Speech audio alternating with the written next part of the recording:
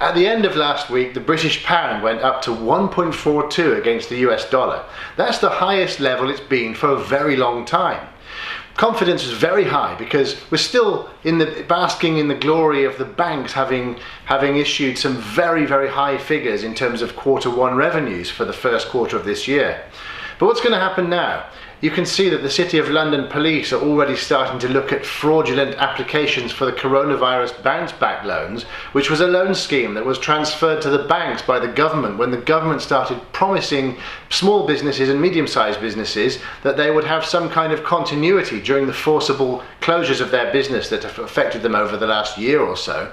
So now it's time to pay that money back. A year of payment holidays was simply not quite enough, and quite a few businesses have gone bankrupt since then.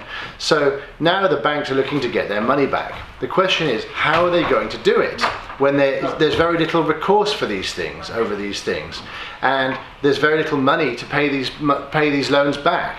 So there's a lot of searching of how they can look towards moving the responsibility to either the government or to the individuals who took the loans and saw them as free money at a time when they really needed some sort of lifeline to protect their livelihoods. Next quarter's bank profit and revenue figures will certainly make interesting reading.